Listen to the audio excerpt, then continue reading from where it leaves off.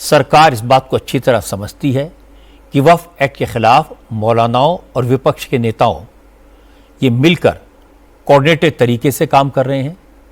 इस मसले को जानबूझकर मजहब से जोड़ रहे हैं। इसलिए सरकार के मंत्री वक्फ एक्ट को लेकर सरकार की मंशा और कानून के प्रोविजंस लोगों के पास जाकर उन्हें एक्सप्लेन कर रहे हैं। बीजेपी वक्फ एक्ट को लेकर जन जागरण अभियान चला रही है। इसी अभियान के तहत आज किरेन रिजिजू मुंबई में थे। उन्होंने मुस्लिम संगठनों के लोगों से बात की, उन्हें वक्फ अमेंडमेंट एक्ट के बारे में डिटेल में बताया और यह भी समझाया कि इस कानून में बदलाव की जरूरत क्यों पड़ी, इससे गरीब मुसलमानों को क्या फायदा होगा। और इसके बाद किरेन रिजिजू ने कहा कि सरकार की नीयत साफ है, लेकिन कुछ लोग झूठ फैलाकर मुसलमानों को गुमराह कर रहे हैं, झूठा नैरेटिव बना रहे हैं कि मुसलमानों की मस्जिद, उनकी प्रॉपर्टी छीन ली जाएगी। रिजिजू ने कहा कि जो लोग वक्फ एक्ट को मजहब से जोड़कर मुसलमानों को भड़का रहे हैं वो देश के विरोधी हैं, संविधान के दुश्मन हैं। गुमराह करने के लिए इन लोगों ने सबसे पहले झूठ का सहारा लिया और मुसलमानों को बताया कि आपका कब्रिस्तान और आपका दरगाह छीने जाएंगे, मुसलमानों का संपत्ति छीनेंगे। इतना बड़ा झूठ बोल रहे हैं। आप बताइए, ये देश कानून से चलता है, किसी का प्रॉपर्टी ऐसे आप छीन सकते हैं क्या? किसी का मस्जिद को कोई ऐसे छीन सकते हैं क्या इस देश में? जो कहना ही नहीं चाहिए, ऐसे सोचना नहीं चाहिए। इस प्रकार का झूठ इन कांग्रेस, कम्युनिस्ट पार्टी और कांग्रेस के कुछ साथियों ने लोगों को गुमराह करने का कोशिश किया। हम लोग ने क्लियरली कहा है कि वक्फ संशोधन अधिनियम ये न्याय देने के लिए है, गरीब मुसलमानों को इंसाफ देने के लिए है, छीनने के लिए नहीं है।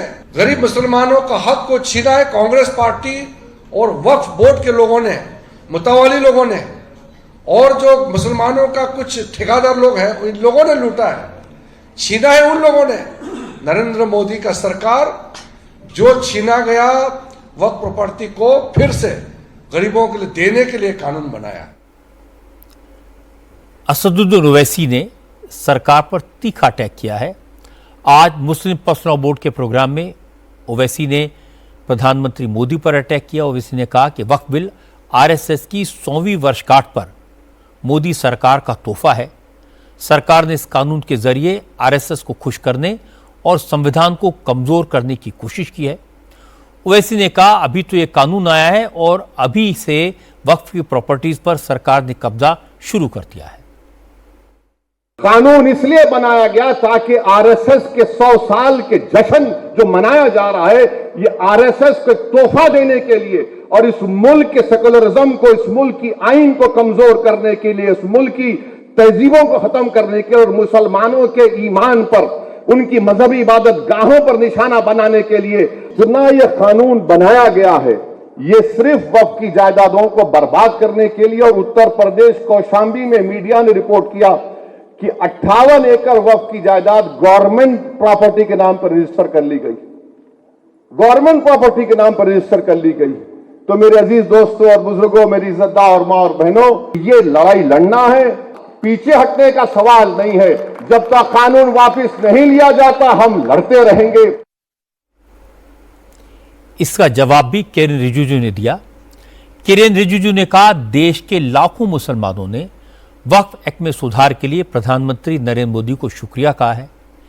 यह बात उन लोगों को पसंद नहीं आ रही जिन्होंने 70 साल में वक्फ की प्रॉपर्टीज पर कब्जा करके माल कमाया। रिजिजू ने कहा कि वो बहुत जल्द ऐसे सारे लोगों को एक्सपोज करेंगे। मुसलमानों में भी बहुत बड़ा वर्ग के लोग, लाखों लोग आप आकर के प्राइम मिनिस्टर मोदी जी को धन्यवाद दे रहे हैं। इसलिए ये गलत फहमी में नहीं रहना चाहिए कि सारा मुसलमान विरोध कर रहे हैं। कुछ मुसलमान जो गुमराह किया हुआ है और कुछ मुसलमान जो मुसलमानों को वोट बैंक ट्रीट करते हैं, वो लोग गुमराह कर रहे हैं, वो सड़क पर उतारने का नाटक कर रहे हैं। इतना बड़ा देश का संपत्ति को लूटने वालों को हम लोग पूरा लोगों के सामने में एक्सपोज करेंगे।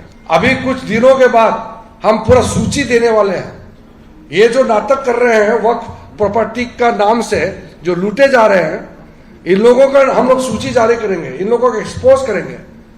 इन्होंने कितने सालों तो गरीब मुसलमानों के नाम में लूटा है, वक्फ संपत्ति को लूटा है, हम लोग एक्सपोज करेंगे।